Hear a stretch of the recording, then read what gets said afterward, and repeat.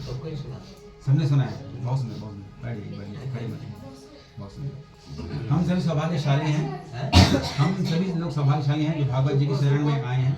बहुत कम लोगों को ये अपने पूरे जीवन में मौका मिलता है, और जिनको बार बार मौका मिलता है वो ईश्वर के विशेष कृपा के पात्र हैं, विशेष कृपा है। और परम पिता परमेश्वर कहा गया है प्रभु श्री कृष्ण को।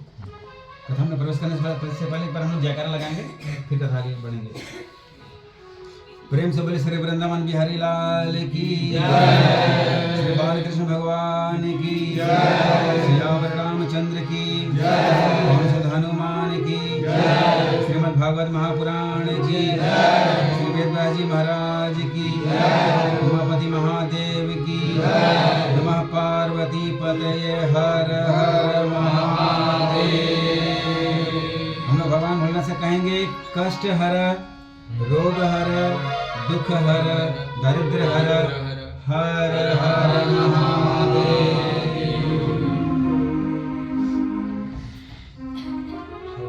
आप सभी लोग जानते हैं, भगवत कथा आप लोग सुने हैं, कुछ नया इसमें है नहीं, लेकिन हम ये बताना चाहेंगे कि जिन्होंने भी ये कथा सुना, आप आयोजक करता है, आप आयोजन करवा रहे हैं, हम कह रहे हैं, लोग सुन रहे हैं, जो लोग भी शामिल हैं सुन रहे हैं, हम सभी लोग बड़े ही भाग्यशाली और पुण्यशाली हैं। क्योंकि ऐसा कहा जाता है कि भागवत महापुराण जिसने कहा, जिसने सुना, जिसने शामिल हुआ, जिसने लोगों को, जिनके कानों में ये पड़ा, उनकी 21 पीढ़ियां तर जाती हैं। आप करवा रहे हैं, आपके पिछले 7 पीढ़ी, आपकी माता जी शामिल हो गई हैं इसमें, और अगला 7 पीढ़ी, और आपकी मैडम का 7 पीढ़ी, 21 पीढ़ी तर जाते हैं। कभी कुछ भूल चूक हो जाती है, हम सभी अनजाने में, हमारे पूर्वज नाराज हो जाते हैं, तो हमको लाइफ में कष्ट मिलना शुरू हो जाता है, तो कुछ निवारण पता नहीं रहता है। कभी कभी हम लोग पंडित के पास जाते हैं, पर पंडित शायद कुछ बोल नहीं पाते ठीक से, वो जो बोले हम किए, पर शायद वो अगर सटीक नहीं रहा तो परिणाम ठीक नहीं होता है। हम सभी लोग किसी न किसी परेशानी में उलझे रहते हैं, कभी हॉस्पिटल का चक्कर, कभी धन संबंधी, कभी व्यापार संबंधी, कभी पारिवारिक मतभेद, इस तरह का किसी न किसी रूप में आप लोग डिस्टर्ब रहेंगे।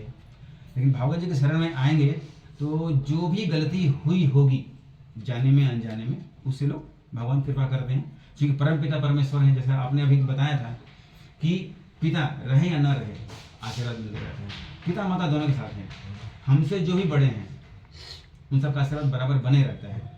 थोड़ा बहुत खटास मन में नहीं आना चाहिए, क्योंकि संबंध है तो मैंने अभी कहा कि उतार चढ़ाव लाइफ में लगे ही रहता है। भागवत कथा के बारे में हम सब जानते हैं, और इसको सबसे पहले श्री हरि विष्णु जी ने 4 श्लोकों में कहा था अपने पुत्र ब्रह्मा जी को। हम लोग मोटा मोटी, चूँकि ये 7 दिनों की कथा होती है, और हम सब जानते हैं कि इसमें 12 स्कंद हैं, 335 अध्याय हैं, और 18,000 श्लोक हैं, जो 7 दिनों में भी संभव नहीं है कहा पाना। इसको साप्ताहिक के नाम से हम जानते हैं, तो हम लोग अभी कुछ घंटों के लिए बैठे हैं, तो ये संभव नहीं है कि हम लोग सब कुछ समेट सकें। हम प्रयास करेंगे कि अधिक से अधिक आप लोगों को जानकारी दें शॉर्टकट में, ताकि भागवत जी की कृपा हम सब पर बनी रहे। तो जैसा मैंने बताया कि श्री हरि विष्णु जी ने पहली बार भागवत का 4 श्लोक में रचना की और अपने पुत्र ब्रह्मा जी को सुनाया। ब्रह्मा जी ने सुनाया अपने पुत्र नारद जी को, नारद जी ने सुनाया वेदव्यास जी को। वेदव्यास जी का पहले नाम था श्री कृष्ण द्वैपायन। प्रभु श्री कृष्ण के श्रीमद् भागवत कथा में श्री हरि विष्णु जी के 24 अवतारों का वर्णन है, उसमें से एक नारद जी भी हैं। और वेदव्यास जी का पहले नाम श्री कृष्ण द्वैपायन था, ये भी एक आंशिक अवतार है इनके। हम लोग मोटामोटी सभी लोग 10 अवतार के बारे में जानते हैं, कुल 24 अवतार हैं। जो लोग जुड़े हैं भागवत से उनको ये पता होगा।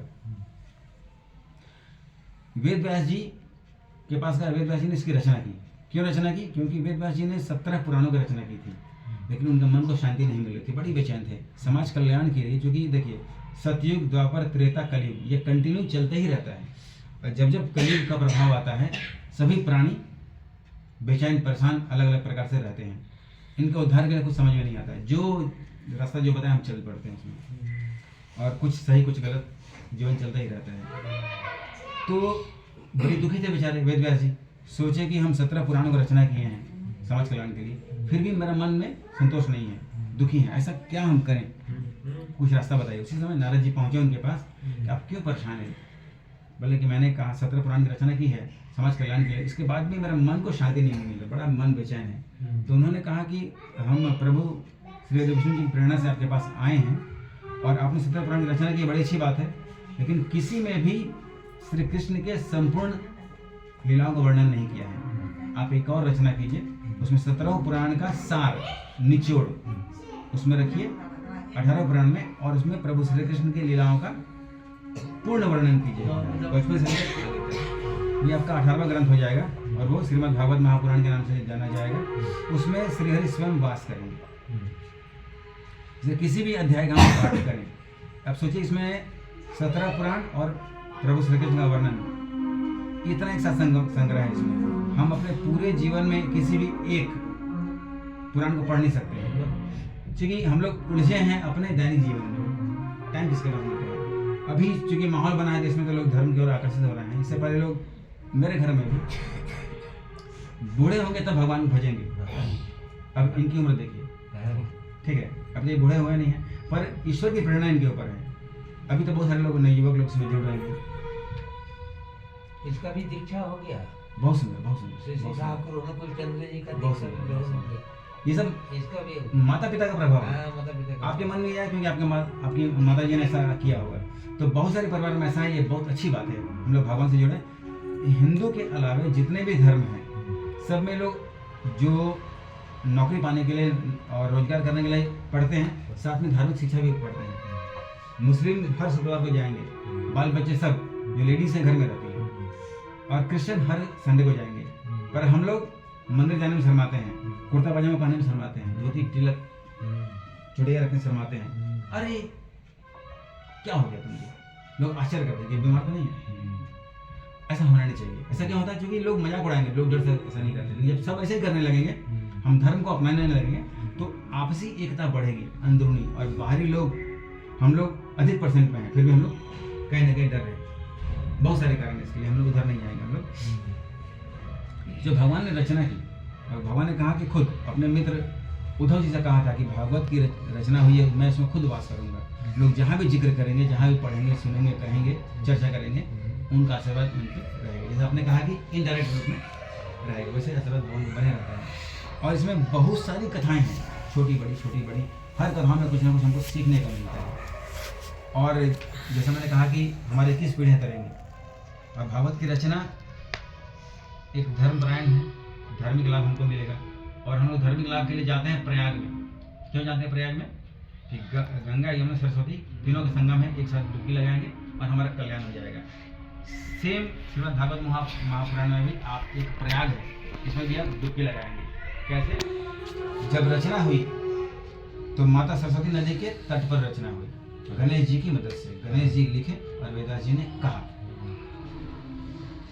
और इसका पहली बार वेदव्यास जी ने अपने पुत्र सुखदेव जी को सुनाया था। उससे पहले सुनाया था, वेदव्यास जी ने सुनाया सुखदेव जी को, सुखदेव मुनि ने राजा परीक्षित को सुनाया था, और परीक्षित ने सुनाया था किनको? सुध जी को। सुखदेव जी सुनाए राजा परीक्षित को, फिर उनके एक शिष्य हुए सुखदेव जी के सूत जी, उनको सुनाए। सूत जी सुनाए थे सौनकादि ऋषियों को। ये क्रम चलते रहा। तो एक बार फिर कलयुग चल रहा था, सभी लोग परेशान थे। देवता भी सोचते हैं कि जैसे आपने कहा कि हमारे माता पिता चिंतित रहते हैं, हम वो रहें या ना रहें, तो परम पिता परमेश्वर हमारे विष्णु जी जब कलयुग आता है, तब हम लोग पर परेशानी बढ़ जाता है। तो भगवान चिंता करते हैं कि मेरे बच्चे क्यों चिंतित हैं, क्या करें। तो नारद जी धरती पर आए कि कलयुग में लोगों का कल्याण कैसे हो, ये खोजने के लिए क्या कारण है, क्या ऐसा उपाय किया जाए। उसके बाद आए सनकादिक ऋषि मुनि, ब्रह्मा जी के 4 पुत्र, सनक नंदन, सनत कुमार और सनकादिक। इनको चारों मिलाकर सनकादिक ऋषि मुनि कहते हैं। ये चारों आए, ये भी धरती पर विचरण कर रहे थे, क्या ऐसा हम लोग करें कि पृथ्वीवासियों का कल्याण हो। इसके अलावा नैमिषारण्य वन में शौनक ऋषि बैठे थे अपने 88,000 शिष्यों के साथ, कि सूत जी आएंगे महाविद्वान, कुछ बताएंगे कि कलयुग में लोगों का कल्याण कैसा हो। सभी लोग कल्याण चाहते हैं। अब हम अपना कल्याण चाहते हैं नहीं चाहते हैं, वो भी देखना है। तो नारद मुनि पूरा भ्रमण करना शुरू किए। बद्रीनाथ गए, केदारनाथ गए, तीर्थ स्थान में गए। तो उन्होंने देखा कि तीर्थ स्थान में लोगों को बहुत सारा भीड़ भाड़ है, लोगों में भक्ति दिखती है, खूब लोग जाते हैं, पर एंजॉय करने के लिए, भगवान से मिलने नहीं जाते। भक्ति दिखती है पर वो होती नहीं है। फिर गए गृहस्थी के आश्रम में। गृहस्थ लोग कैसे रहते हैं? गृहस्थ लोग अपने आप में ही मस्त हैं, पति पत्नी बच्चा, न माता पिता को पूछना है, ना। सब घर में ऐसा नहीं होता है, मैक्सिमम घर में ऐसा होता है। और स्त्रियों का बोलबाला पूरे परिवार में ज़्यादा रहता है। कुछ अगर प्रॉब्लम होगा तो अपने ससुराल से ही राय मशवरा लेते हैं। ये लगभग हर घर में है, ये गलत है। क्योंकि जब एक बार गोत्र चेंज होता है तो आप इस परिवार के हो जाते हैं। दोनों परिवार कहा जाता है कि पुरुष जो है एक कुल को तारता है, स्त्री 2 कुल को तारती हैं। आप अपने माँ घर को भी और अपने पति घर को भी 2 कुल को कल्याण करती हैं। उसके बाद हर जगह विचरण के पूरा परेशान थे। सोचे कि हम जाते हैं वृंदावन, जहाँ प्रभु श्री कृष्ण लीलाएँ किए थे, कुछ वहाँ कल्याण हो जाएगा। जब वृंदावन पहुँचते हैं तो देखते हैं कि एक युवती 2 वृद्ध बच्चों को गोद में लेकर के रो रही है यमुना नदी के किनारे। बहुत सारी स्त्रियाँ उनके घेर के खड़ी हुई हैं। पहुँचते हैं, हे देवी आप कौन हैं? बोलती मैं भक्ति माता हूँ। भक्ति माता श्री कृष्ण की बहुत प्रिय है। और ये 2 बालक कौन है जो बूढ़े हैं? ये मेरे 2 पुत्र हैं, ज्ञान और वैराग्य। जहाँ ज्ञान और वैराग्य बूढ़े हो जाएंगे, लोग पूछेंगे नहीं, भक्ति मन में ज्ञान वैराग्य नहीं रहेगा, तो भक्ति माता का युवती होने के बावजूद भी उनका कल्याण लोगों को नहीं मिलेगा, कृपा नहीं मिलेगा। उनके चारों स्त्रियाँ कौन सी हैं? जितने भी नदी हैं सब स्त्री रूप में ध्यान करके सेवा करनी, किसी तरह कल्याण हो। तो नारद जी ने कहा हम कुछ करते हैं। तो बहुत सारे वेद गीता पाठ उनके कानों में कहें, इनके कानों में ज्ञान और वैराग्य जो बूढ़े पड़े हुए थे कहें, कुछ फर्क नहीं पड़ा। अब क्या किया जाए? नारद जी ने कहा कि हम तो कुछ करेंगे कल्याण हो। जब तक आकाशवाणी हुआ कि नारद जी कोई वेद सुनाइए, गीता सुनाइए, कल्याण नहीं होगा, इनको सत्संग करवाइए, सत्संग से होगा कल्याण इनका। तो सत्संग करने के लिए आप यही शरण भी, सत्संग करने के लिए आदमी खोजते हैं। खोजते टकरा गए सनकादिक ऋषि मुनि से। बड़े परेशान थे। अरे रुको, कहाँ जा रहे नारद जी, आप इतने परेशान क्यों हैं? कभी भक्ति माता मिली थी उनके 2 पुत्र ज्ञान और वैराग्य बूढ़े हो गए हैं, क्योंकि लोगों में भक्ति का प्रभाव कम हो गया है। और आकाशवाणी हुई कि हम सत्संग करें तो कल्याण होगा उनको। तो ये करेंगे सत्संग, कैसे करेंगे? तो श्रीमद् भागवत महापुराण की चर्चा करेंगे, सत्संग उसी में हो जाएगा। क्योंकि जहाँ भी भगवत जी की चर्चा होती है वहाँ पे सभी देवी देवता अदृश्य रूप में आ जाते हैं। तो जैसे उन्होंने कहा ठीक है चर्चा करेंगे हम लोग, तो जैसे ही ये मन में विचार आया उसी समय भक्त प्रहलाद वहाँ प्रकट हो गए, सब ऋषि आ गए, सभी नदियाँ स्वदेह रूप में आ गई। उसके बाद सप्तऋषि आ गए, उसके बाद जितने बादल हैं, इंद्र, सभी देवता आ गए, किन्नर आ गए, यक्ष आ गए, सभी देवता प्रकट हो गए। हम सभी के बीच में भी अदृश्य रूप में अभी आ गए होंगे। तो मन ही मन प्रणाम कीजिए, जो भी देवी देवता आए यहाँ पे अगल बगल बैठे हैं, हम सबका कल्याण करें, क्योंकि पृथ्वी लोक में ही भागवत कथा सुनने को मिलती है। हम सबको मालूम है, सभी का कल्याण करें भगवान जी। जब पहली बार वेदव्यास जी के पुत्र श्री सुखदेव मुनि ने परीक्षित जी को कथा सुनाने का प्रयास की, क्योंकि उन्हें श्राप लग गया था ऋषि का, 7 दिनों में उनकी मृत्यु हो जाएगी। क्यों? चर्चा करने लंबा कथा आगे बढ़ जाएगा। तो उन्होंने कहा कि हम देह त्याग करेंगे, पर इन 7 दिनों के अंदर हम क्या करें कि मोक्ष हो। तो लोगों ने राय दिया कि श्रीमद् भागवत कथा का आप श्रवण कीजिए। कौन सुनाएंगे? तो सुखदेव मुनि सुनाएंगे। सुखदेव मुनि बैठ गए गंगा नदी किनारे और सुनाना शुरू किए परीक्षित जी को। जैसा ही आरंभ किए, अमृत कलश लेकर देवता वहां से नीचे आ गए कि इनको तो 7 दिन में मृत्यु है, तो अमृत कलश हम लेकर आए, इनको पिलाइए और कथा का रसपान हमको कराइए। तो सुखदेव मुनि बड़ी नाराज हुए कि हम सुने कि आप कथा सुनने आए, तब आपको बैठा के सुनाते हैं, पर आप तो व्यापार करने आए हैं कि अमृत लीजिए और कथा हमको सुनाइए, कि स्वर्ग में भी ये उपलब्ध नहीं है।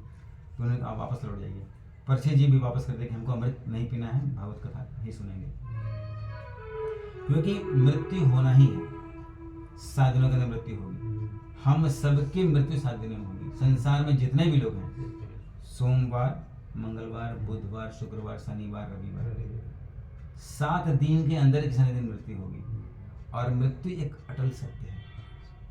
आपके परिचित माता जी रही होंगी, आपके खुद अपनी माँ है, बुरा लगता है। यही किसी अड़ोस पड़ोस में किसी का देहांत हो तो उतना बुरा नहीं लगेगा। बहुत बड़ा दुर्घटना हो जाए, पेपर में बड़ा 1000 आदमी मर गए, सुनते हैं, पर उतना कष्ट नहीं होता है, क्योंकि आपका इनसे कनेक्शन था, आपकी माता थी, तो आपको अधिक बुरा लगेगा। आप दोनों के अलावा जितने लोग यहाँ बैठे हैं उनको उतना बुरा नहीं लगेगा, कनेक्शन उतना उनके साथ नहीं है।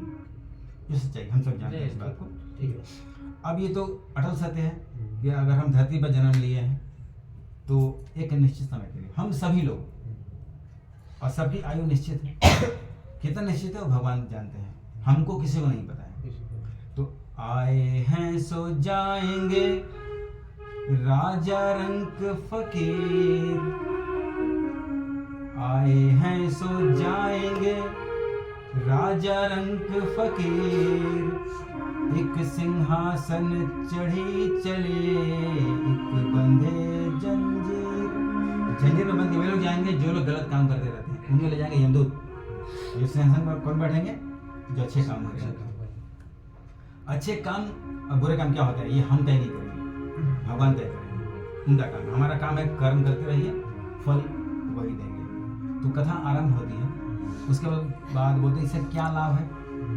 तो बताया कि जब आप सुनेंगे तो हमारी किस पीढ़ियाँ करेगी। इधर शौनक ऋषि पूछते हैं सूत जी से, ये तो बता दिए कि जैसे सत्संग शुरू हुआ, भागवत कथा, सभी देवी देवता आ गए और जैसे कथा को उद्घोषणा हुआ कि प्रेम से बोले श्री वृंदावन बिहारी लाल की जय। जैसे जय घोष हुआ, भक्ति माता प्रकट हो गई वहाँ पे अपने दोनों पुत्रों के साथ। दोनों पुत्र युवा थे। अब जैसे ही मन में विचार आया कथा कहना है तो भक्ति माता आ गई, उनके पुत्र ज्ञान वैरागी युवा हो गए।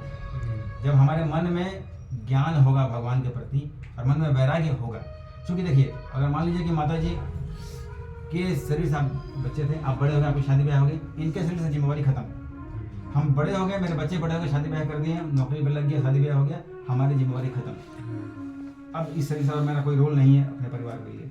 अब हम भगवान पे समय दें। कहा जाता है कि जीवन जीते जीते ही भगवान को समय दें। 5 मिनट, 10 मिनट, आधा घंटा, 1 घंटा, जिसको जितना समय है समय दीजिए, आराम से दीजिए। कोई नियम कानून बंधा हुआ नहीं है, लेकिन जब समय मिले आप जरूर दीजिए।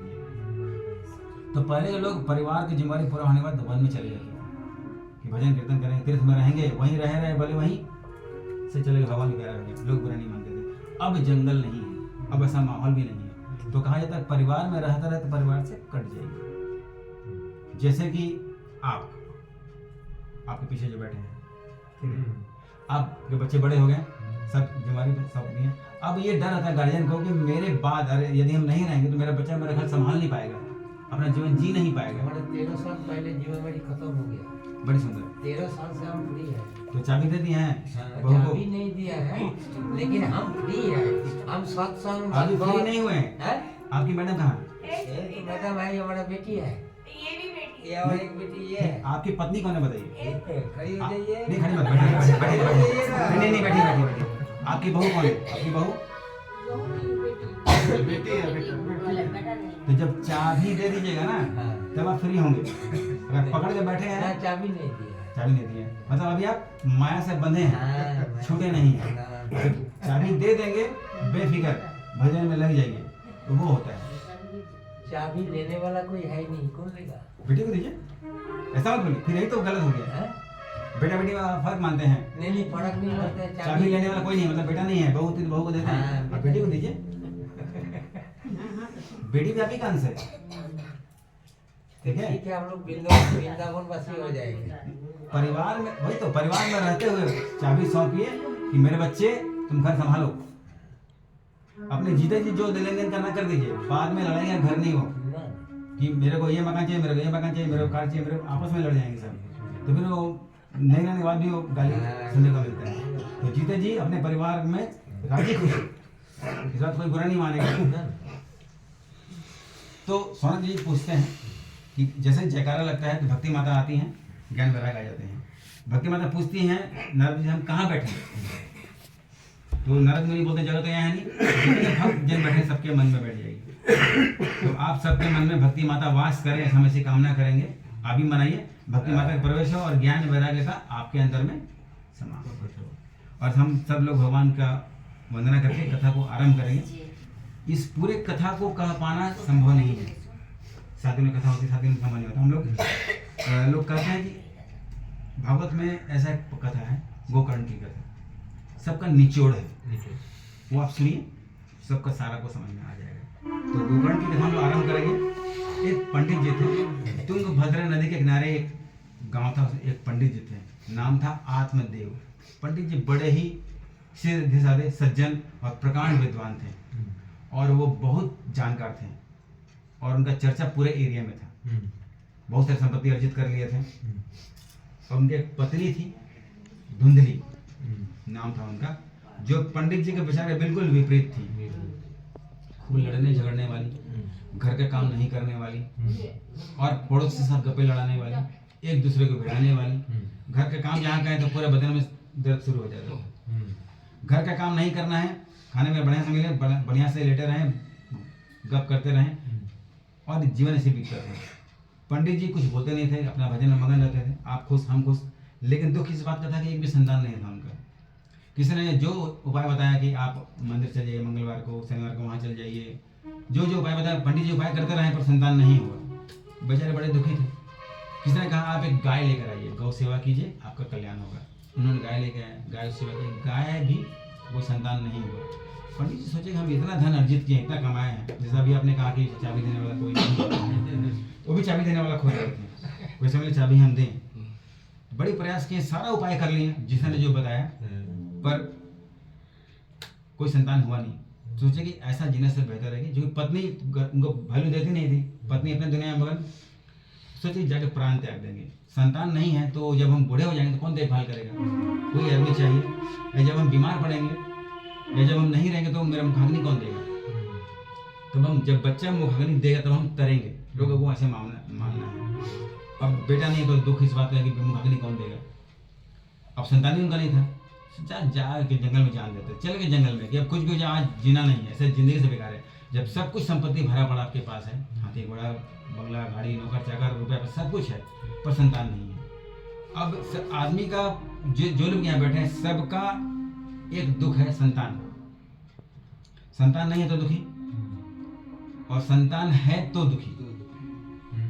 मूल कारण संतान है आदमी के दुख का। संतान नहीं है तो पूरा उपाय लगाते हैं, कुछ उपाय हो संतान मेरा हो जाए। कुछ लोग गोद भी ले लेते हैं, गोद लेने में डरते हैं कि कहीं पता नहीं कोई नालायक निकल जाए, कोई दूसरा। हाँ बिल्कुल बिल्कुल बिल्कुल बिल्कुल, तो इससे डरते हैं लोग। और संतान हो गया, लड़का या लड़की, तो वो अच्छा निकलेगा नहीं निकलेगा, मेरा बात मानेगा नहीं मानेगा। अब अगले बोलते आप जीता जी मेरे को लिखो, बहुत सारे बुजुर्ग लिखो तब हम आपकी सेवा करेंगे, नहीं तो चलें। तो पंडित जी फिर भी चले गए वन में कि अब जान दे देंगे, अब हमको इस दुनिया में रहना नहीं है, रहना नहीं, देश बिराना है। जंगल में गए, जोर जोर से चिल्लाने लगे, रोने लगे, अरे कोई आओ, कोई मेरे को खा जाओ। बाघ आया, भालू आया, खूब चिल्लाने लगे। ऐसा जीवन से मर जाना बेकार है, मर जाए हैं, ऐसा जीवन जीना मतलब नहीं। उसी समय साधु महात्मा वहाँ से गुजर रहे थे, तो ब्राह्मण भी रो रहे हैं, धोती कुर्ता पहने थे, टिक्की था उनका, टीका लगाया था, और देखने से पंडित जी लग रहे थे। तो अरे ब्राह्मण देव क्यों रो रहे हो? अरे अरे और जोर से रोने लगे, क्या हुआ? मेरे कोई संतान नहीं है, खूब रोने लगे। अरे रे संतान के लिए रोता है मूर्ख, संतान मिलने से सुखी हो जाएगा तुम। बोला आप बाबा बैरागी क्या जानो, न घर न परिवार, आप तो घूमते रहते हैं। आप अपनी जिम्मेवारी से भागे हैं, जो जंगल में आ गए हैं, भजन कीर्तन करें और कोई परिवार नहीं रहे। लेकिन जो हम लोग पारिवारिक आदमी हैं, अपना पूरा धन संपत्ति इकट्ठा कर लिए हैं, हमारे एक पत्नी एक बच्चा हो जाए तो जीवन धन्य हो जाए। जो छोटे बच्चे किलकारी करेगा तो कितना घर गूंजेगा, हमारा आनंद ही अलग है। आप क्या समझेंगे? बोले ब्राह्मण देव हम तेरी लीला को देख रहे हैं, तू इस जन्म के लिए रो रहा है, आगे आने वाले 7 जन्मों तक तेरे कोई संतान नहीं है, मैं देख रहा हूँ। पंडित जी और रोने लगे खूब जोर जोर से, अरे बाप रे बाप बहुत दुख बढ़ा दिया आपने, क्या हो गया? बोला हम तो इस जन्म के लिए रो रहे थे। पंडित जी ने कहा आप जब बता कि मेरा दुख 7 गुना बढ़ा दिए कि आगे आने वाले 7 जन्मों तक मेरा कोई बच्चा नहीं होगा, अब तो मर ही जाएंगे। और फिर पकड़ लिए पैर साधु महात्मा के कि अब हम ये जान गए हैं कि आप कोई साधारण आदमी नहीं है, जो 7 जन्मों का भविष्य देख सकते हैं वो इस जन्म में कुछ जरूर कर सकते हैं। अब जब तक आप आशीर्वाद नहीं देंगे, कुछ उपाय नहीं बताएंगे, मेरा संतान हो तब तक पैर छोड़ेंगे नहीं आपका, और पटक के यहीं जान दे देंगे, आप सर पटकेंगे, सर फोड़ेंगे, मेरा प्राण निकल जाएगा और आपको ब्रह्म हत्या का पाप लगेगा, ब्राह्मण का हत्या हो जाने से पाप लगेगा। पंडित जी घबराए, अरे अरे पैर छोड़ो पैर छोड़ो पैर छोड़ो, छोड़ो, हम क्या करेंगे? तुम्हारे भाग्य में संतान नहीं है, छोड़ेंगे। लगे सर पटक रहे, साधु महात्मा डर गए कहीं प्राण निकल गया तो ब्रह्म हत्या लग जाएगा।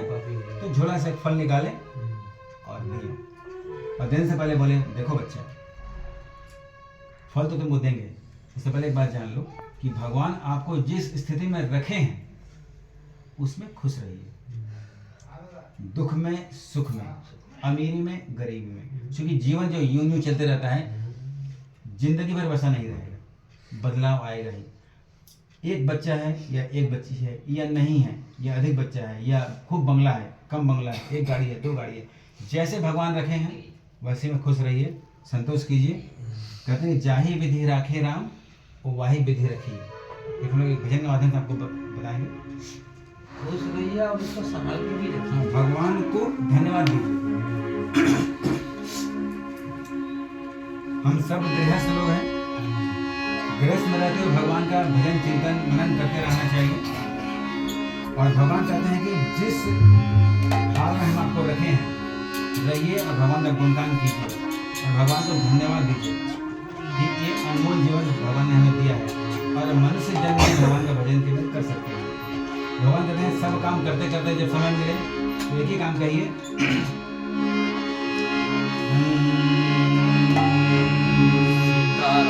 सीताराम सीताराम सीताराम कहिए, सीताराम सीताराम सीताराम कहिए, जाहि विधि राखे राम वाहि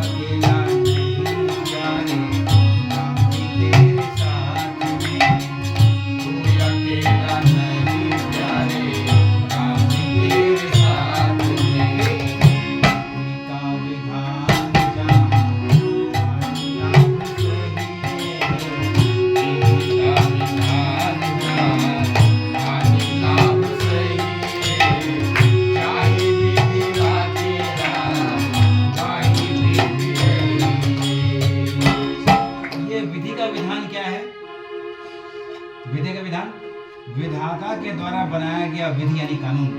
उन्होंने क्या कानून बनाया है? हम सब मनुष्यों को सब कुछ करने का पावर दिया। हम सब कुछ कर सकते हैं, पूरा पावर है, लेकिन कंट्रोलिंग पावर भगवान अपने हाथ में रखा है। क्या है विधि का विधान? लाभ हानि जीवन मरण यश अपयश उनके हाथ में। कब जन्म होगा कब मृत्यु होगी भगवान तय करेंगे। हम जो काम करते हैं उसमें लाभ होगा कि हानि होगा भगवान तय करेंगे। हम जो काम करते हैं उसमें हमारा नाम होगा कि बदनाम होंगे। ये ऊपर वाले का विधि का विधान है कि लाभ हानि यश अपयश और जीवन मरण सब विधि हाथ। इसीलिए विधि का विधान जान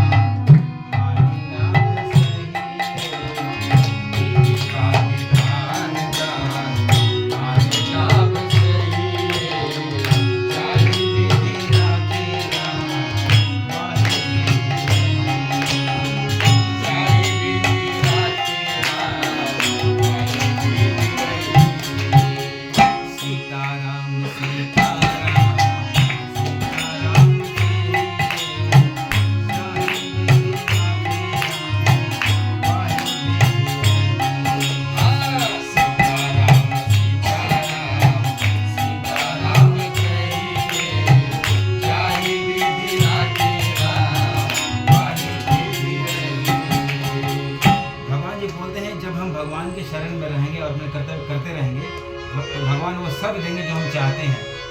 घर द्वार धन दौलत बाल बच्चा संतान यह सब कुछ देंगे। सब मिलने के बाद आप अभिमान नहीं कीजिएगा, घमंड नहीं कीजिएगा, नहीं तो किया अभिमान तो फिर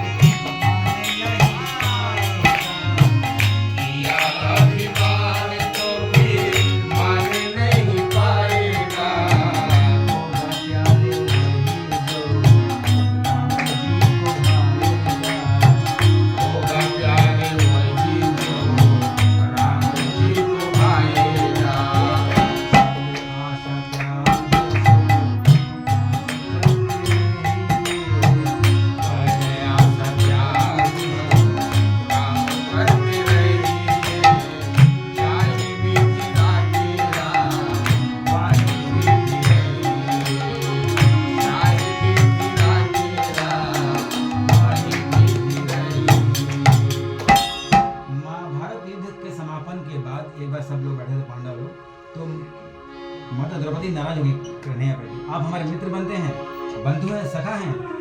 अगर ऐसा है तो आपके होते हुए मेरे पति हार कैसे गए जब वो जुआ हुआ था। तो कन्हैया ने कहा कि बहन, आपने जितना बड़ा इल्जाम लगाया है उतना बड़ा मेरा अपराध नहीं है, क्योंकि खेल आरंभ होने से पहले जब दुर्योधन ने कहा कि खेलेगा वो पर पासा फेंकेगा उसका मामा शकुनी, उस समय तेरे पांचों पतियों में से कोई एक बोल सकता था कि अगर दुर्योधन की तरफ से शकुनी मामा पासा फेंकेंगे तो खेलेंगे हम, पर मेरे से मेरा कन्हैया फेंकेगा। मैं पासा फेंकता फिर देखता कौन जीतता और कौन हारता है, पर इन्होंने मुझे याद नहीं किया। पूछो इनसे। हम सब कहते हैं कि हम सब की डोर भगवान के हाथ में है, डोर को हवाले कर दीजिए और उनको बोले जो करना है कीजिए। इसीलिए कहते हैं जिंदगी की डोर हाथ दिया नाथ के, जिंदगी की डोर हाथ दिया नाथ के, महलों में राखे चाहे झोपड़ी में वास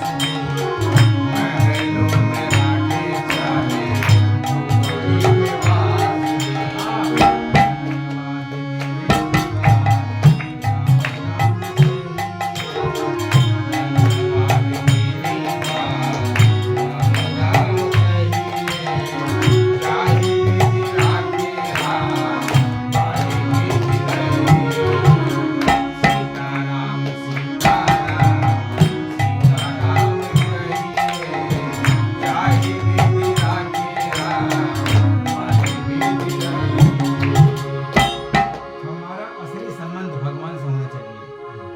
सांसारिक रिश्ते जो होते हैं मतलब के यार होते हैं। मतलब निकला तो निकल लिए, जब तक मतलब नहीं निकलेगा आपके साथ लगे रहेंगे। थोड़ा कड़वा है लेकिन आशा इनसे रखेंगे तो किसी की परवाह नहीं रहेगा। लोग संबंध बना के रखते हैं कभी भविष्य में मेरा काम आएगा, पर जब काम आता है तो अगला फोन नहीं उठाता। इसीलिए आशा एक राम